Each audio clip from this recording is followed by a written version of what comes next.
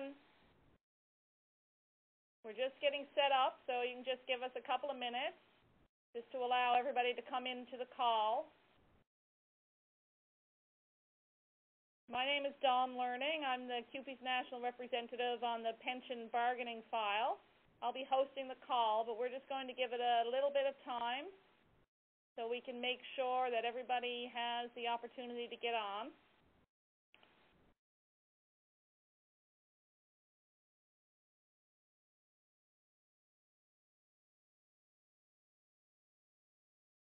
All right, I'm still just waiting for all of the calls to go through. So we should hopefully very soon be able to start. I know that you know, or I hope that you know, that what we're going to be talking about tonight is the Public Service Pension Plan and the changes that were announced in September. And so, you know, we're hoping at the end of this call that you'll understand everything that's going on, and also you'll have the opportunity to ask any questions. We want to give you the opportunity to ask whatever questions you have, and we definitely want to hear from you tonight. So now's your chance. If you got any questions at all you have to do is press 0 on your phone, and then you'll be taken to a queue where you'll speak to some people, and you'll have the opportunity then to ask whatever questions you want to ask. We're hoping to have this call wrapped up in no more than 45 minutes, but we definitely won't be going any longer than an hour. If in fact you get, or by accident, you get bumped off this call, the call-in number for you to get back on is 1-888-987-3602. So again, that's 1-888-987-3602. I will say that again in maybe halfway through my presentation, just in case any of you didn't get a chance to write it down. So again, my name is Dawn Learning, and I'd like to thank all of you for joining this call tonight. We're here tonight to talk about the changes to the Public Sector Pension Plan, which were announced by government on the 2nd of September. And I'm glad that you came, and I'm hoping to be able to answer any questions that you have. Again, I'd like to encourage you to press 0 on your phone if you have a question, and that way we'll be able to, at the end of the call, we'll take a whole bunch of questions, whatever questions you have, and we'll be able to get you an answer. So I'll start. As many of you know already, we've been talking to government for quite some time about the pension plan, the Public Service Pension Plan. In fact, at a meeting that we were at with government back in November of 2012, they informed us that they were considering making changes to the pension plan at that time.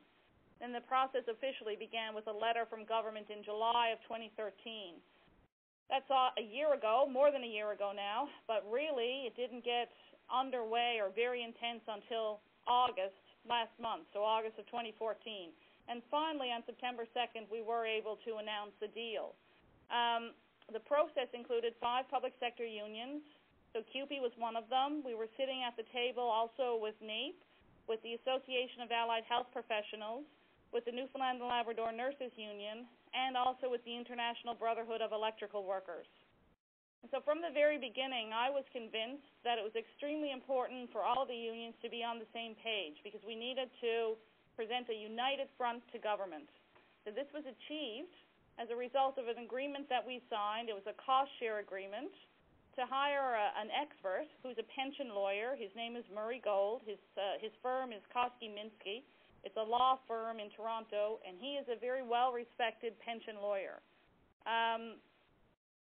He's done a lot of work for CUPE as well on many pension files across the country.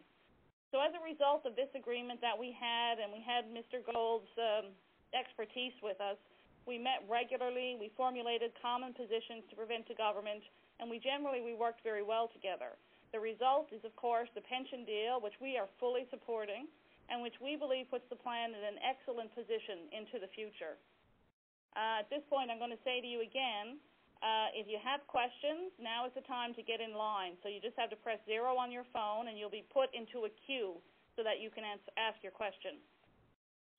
So carrying on, one of the things that a lot of people have asked is why it was necessary for us to agree to any changes to the pension plan. But we know that the plan has been struggling financially for many years. This is a result, really, of an historic lack of proper funding in the plan.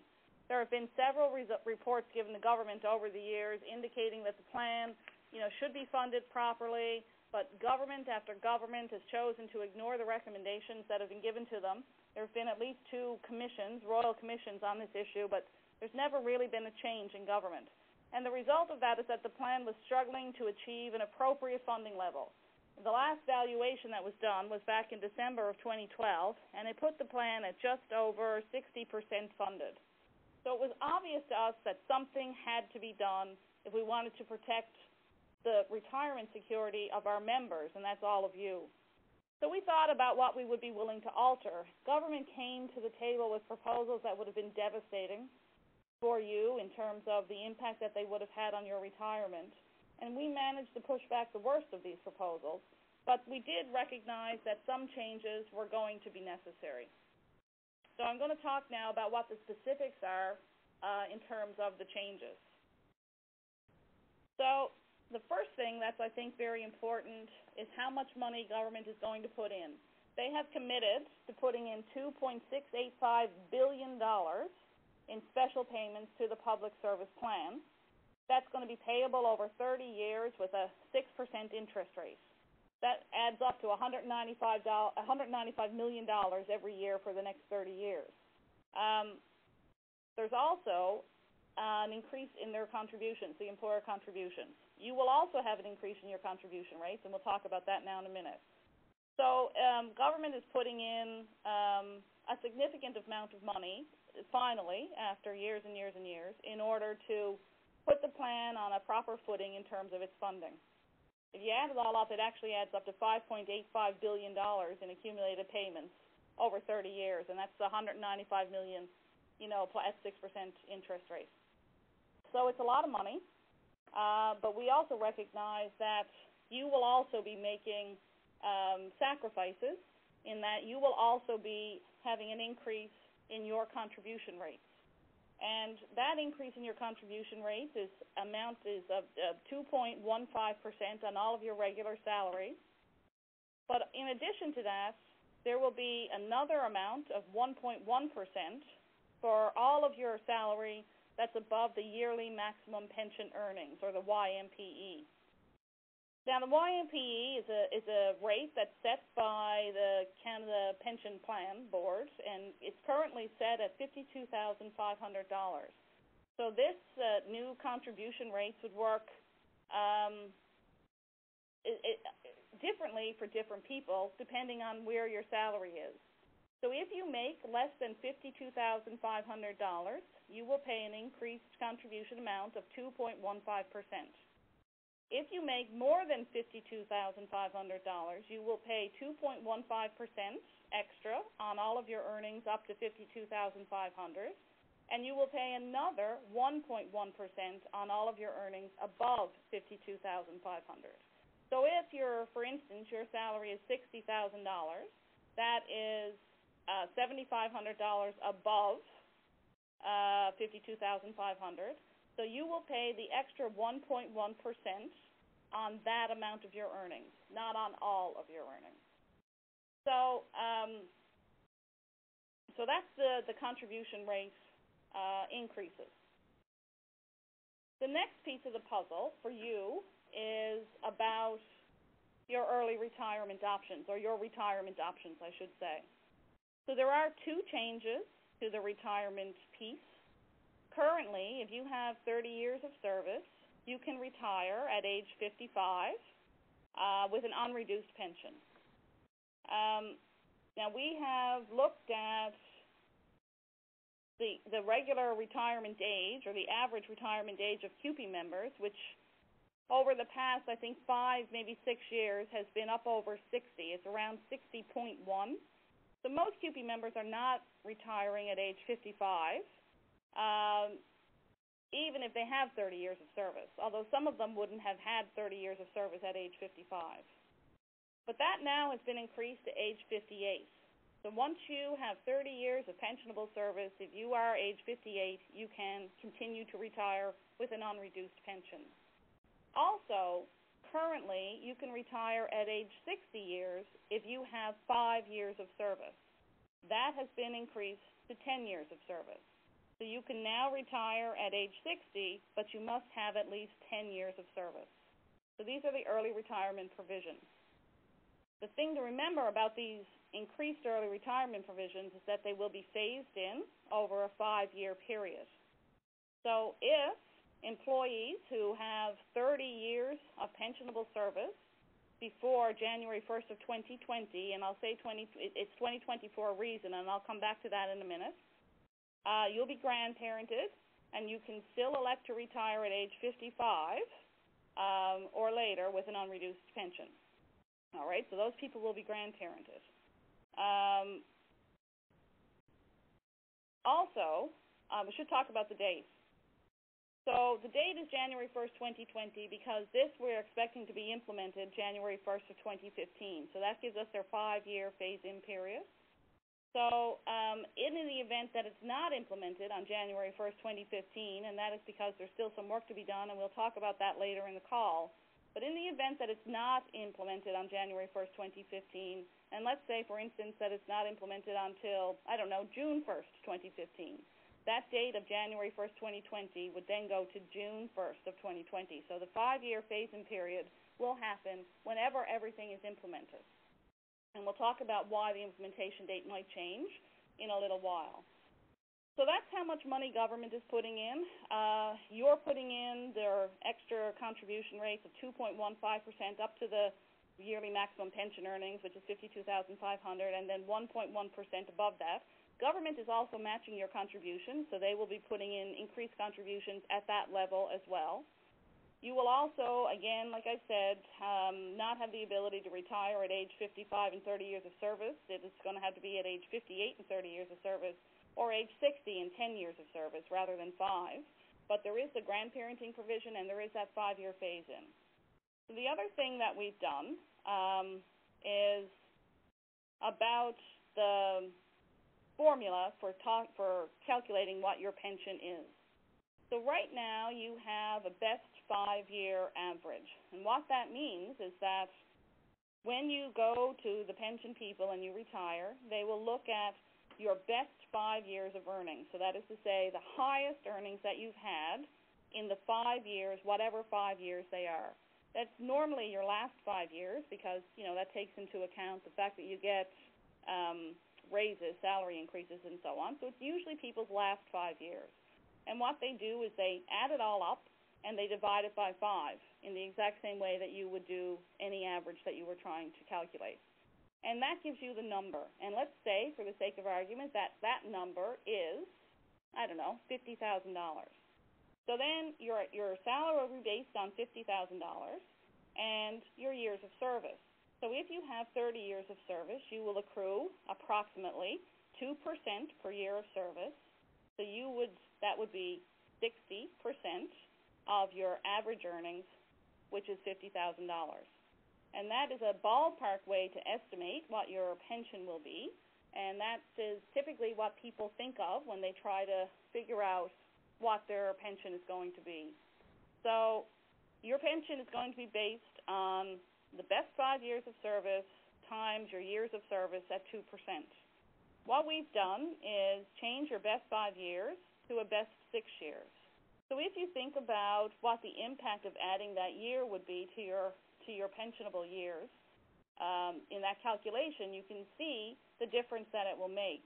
Rather than taking your best 5 years and having an average of that, you now have to add a year in, and divide by 6 rather than by 5. And so the likelihood is that your pension will be based on a slightly smaller amount. I would say that government came to the table with a career average as their first position, and they were, in fact, fairly attached to having a career average.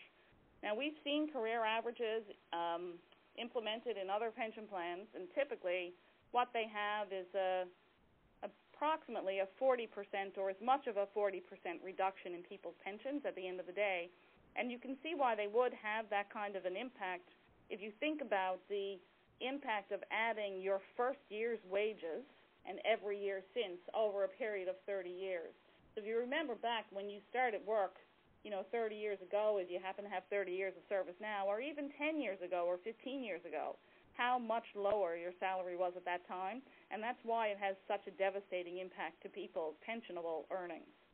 So we did manage at the end of the day to push the government back to a best 6 years earnings, and it's only on future service. So what that means is that people will now be calculating their pension up until the implementation date, which we'll assume at this point is January 1st, 2015, based on best 5. And after that, you'll be calculating it based on best 6. Government has told us that for anybody retiring in the next little while, because it'll probably only be a little while before it'll matter, but for anybody retiring soon, they will commit to doing both of the calculations and giving people what is the best or more advantageous one for the individuals. So that's the pension calculation formula, the contribution rate increases, the amount of money the government's put in, the early retirement provisions. There's a couple of other things that we should talk about, and one is indexation. Well, indexation has now been suspended pending proper funding of the plan. If you I don't know if you realize, but in 2001 we did negotiate a slight indexation provision on your pension. It's available at age 65, and it has a maximum 1.2% increase. But it's actually 60% of CPI up to a maximum of 1.2%. It means that on service after 2001, you can get as much as a 1.2% increase. You've often, I guess, have heard the retirees associations in the news complaining that they haven't had a raise in many, many years. And it's for two reasons. First, it's because that amount of indexation, even for people who qualify for it on service since 2001, is an extremely small amount. But there are also a lot of retirees out there who retired prior to 2001 and don't have any indexation at all, so they don't get any raises on their pension. So what we've done is suspend that indexation as of January 1st, 2015.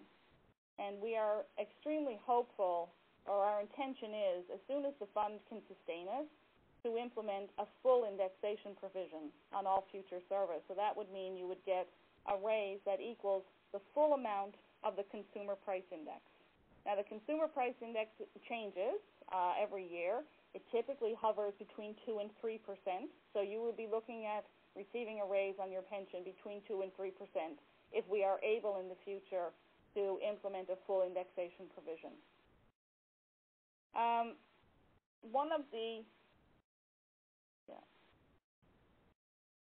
One of the other things that we've done is move to joint trusteeship. And what joint trusteeship means is that we will now have a sponsor board, and we'll have 50% of the seats on that sponsor board for the pension plan. So that means that we will now have an interest in being able to, or controlling interest almost, a 50% interest with government. So we will be able to make decisions and ensure that this plan never ends up in the dismal funding situation that it's been in. It's a very important win for us, and we're extremely, extremely pleased with that win. So I'll remind you, if you have questions about the changes to the plan, because these are basically all the changes to the plan, that you press 0, and we'll get you into the queue so that you can ask some questions. So I just have a few other things to say about where we go from here. So there's still a lot of work to be done. One of the things that we have to do is negotiate with government a whole bunch of the documents that remain to be negotiated, like the rules around the sponsor board, how many people are going to sit on it, the rules around the corporation board of the plan and the funding policy, and so on. And there's also legislation that needs to be enacted because your plan is currently a legislative plan, so there will at least need to be a set of enabling legislation to take it out of that kind of a framework, right? So we're working on these things already, and most of the negotiations are taking place in Toronto, which is where our pension lawyer is and also where government's pension lawyer is. And we are extremely hoping that we'll have all of the I's dotted and the T's crossed, so to speak, by the end of October. If that is the case, you should see legislation before the House, hopefully in the fall sitting of the legislature, and then implementation will be ready for January 1st. So I think that I'll leave it there for now, and I will take some questions from people. So we have Jackie on the line. So Jackie, if you can tell me now what your question is. Jackie, are you?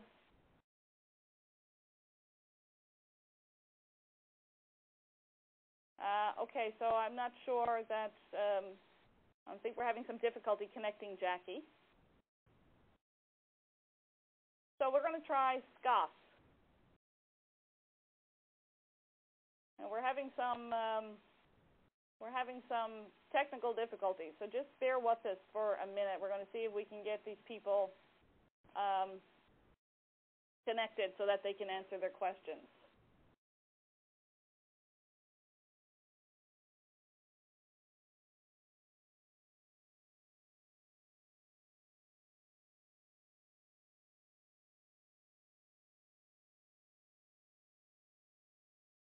All right, no, we're still having some technical difficulties. Sorry, this is unfortunate.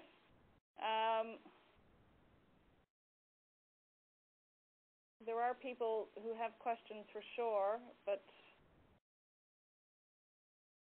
we're looking into what the problem is now, our technical advisors, and I am certainly not one of them, I assure you. So we're looking into what the problem is, and we'll continue to work on it.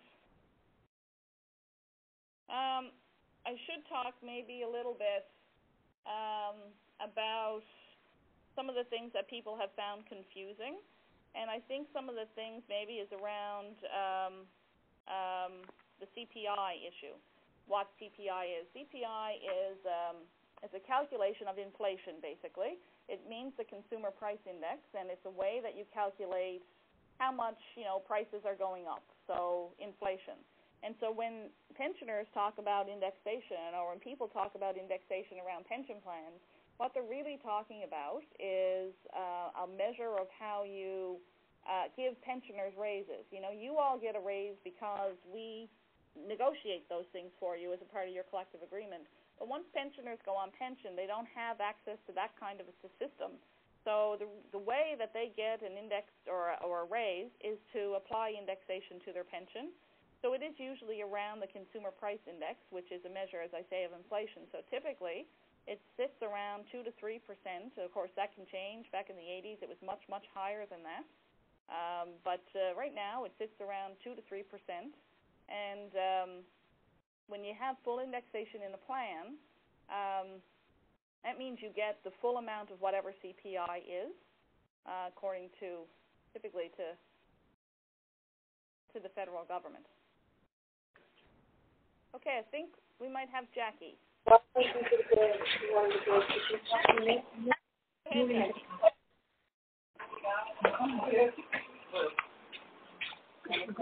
do you have a question? Are you there?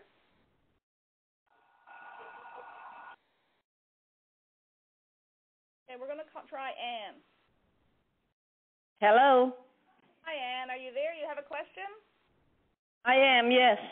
My question is how it would be calculated. I'm eligible for retirement right now. If I retire in probably June of 2015, will my pension be divided in the 5-year or the 6 years? Okay, calculated in the 5-year. Yeah, the 5 or the 6. So yes. Depends. It depends on which is better for you. What government has told us is that they've committed for all people who are retiring soon, so that would be you, they've committed to running both the calculations and seeing which one works out to the best for you. So I would say to you that you said you were going in June. Is that what you said? June 2015. Yeah, right. So I would say to you that it's probable that your best option would be the best 5 and not the best 6. So that's probably what you'd be based on. But it's hard for me to know. So what pension is going to do is they'll run both the numbers and they'll tell you which one is better, and that's what it'll be for you. Okay, good. All right. Thank you. All right, no problem. Thank you, Anne. All right, so again, I'll say if there are any questions, that now is the time to get in the queue. We've had an awful lot of difficulty with our technology here tonight, unfortunately. But if you have questions, now's the time to get in the queue. If not, I think what we'll do is, I should say one more thing to you, that this is a great format because you get to stay home and, just listen to me at home. But it's a little bit more difficult to have your questions answered. So if any of you would like a presentation at your local membership meeting, all you need to do is talk to your local executive and have them talk to your servicing rep. For some of you, that might be me. But if it isn't, have them talk to your servicing rep, and we'll see what we can do to have an in-person meeting. Depending on my schedule, I can come out and talk to you in person. Also, you have the ability to give your staff rep a call or any of the QP offices a call at any time, and we'll get back to you with any questions that you have. So we have another question now. It's from Glenn. We're going to put Glenn in. Hi, Glenn. Are you there? I am, yeah. Okay. What's your question? My question is will it start any earlier than January the 15th, January of 2015? I know you said it could be later, but I'd have concerns if it would start earlier than that, like say, be implemented. Okay, so that's a good question, Glenn. So the implementation date for the entire piece should be no earlier than January 1st of 2015. So we are right now, as I say, still trying to, finish all of the negotiations that need to be done. There's still a lot of documents and so on that need to be negotiated. But we're hopeful to get that done. But then there's also legislation that needs to be enacted. So, no, I think the earliest implementation date would be January 1st of 2015. Even if they wanted to do it before that, I don't see how they'd be able to physically get it done before that. Okay. Can I ask you another part about the best 6 you're talking about? Certainly. Go ahead. You said the best 6 years, but from what I've read, it's the best 6 consecutive years and not your best 6. Can you confirm that? Yeah, no, it is your best 6, right? So now, normally, they're usually your last 6, but that's not always the case. It's almost always the case, but it isn't always the case. So it's your best 6. But, if you just think about it logically speaking, that's probably not going to be a number or a year from 15 years ago, right? So it's usually, it is consecutive because it usually is your last 6, but it doesn't have to be. It's just your best 6. Okay. So does that make sense? If it's best 6, it makes sense. If it's consecutive 6, it could mean possible lower numbers for certain individuals. I know in my workplace we've had individuals that have been rolled back in salary because of having to take other positions, and their last 6 aren't necessarily going to be their highest 6. Yeah, no, and they may not be. It's just a kind of a normal thing. So it's hard for me to answer specific questions about specific pensions because it really is very individual and it kind of depends. So the best thing for people to do if they have specific questions about their own pension is to either go to your individual in your workplace. You will have an individual in your workplace who's responsible for your benefits and your pension and stuff, or you can call the pension Department of Government. You can do one or the other thing. There's also, if you got questions around this deal, you can call the pension hotline that they set up. And I'll just give you that number right quick. If you're in St. John's, it's the 729-3600. And if you're not in St. John's, it's 1-844-373-9848. Very good. Okay, is that good? That's good for me for now. All right, thanks, Glenn. There are some other questions, but I also right now have a question from Bernice, who was unable to get through to chat with us. But I do have her question here, and it's she spent some time in the GMPP, which is the Government Money Purchase Plan, and some time in the PSPP, and which is this pension plan that we're talking about tonight. And now she's back in the money purchase plan, and she's wondering how her pension is to be calculated. So again, Bernice, I hope you're still there, but as I've said to Glenn, I can't answer specific questions, but what I can tell you is a couple of general thoughts about what you should be doing. First of all, in the GMPP, what you'll end up with is your own, pot of money. So the first thing you should be doing is talking to your pension people in your workplace or your benefits people. They're the same people typically. And talking to them about how you want your money that's in the GMPP to be handled, because you should be making investment choices that are sensible for you. But what happens with that money is that it will be invested in the market through the plan, and you should be setting what they call your risk tolerances. And so that is to say that you should be saying to them, I can accept a high level of risk because I won't be retiring for a long time, or personally I don't mind doing that, or I want a lower level of risk because I don't want to take the risk of losing my money in the market, which can happen.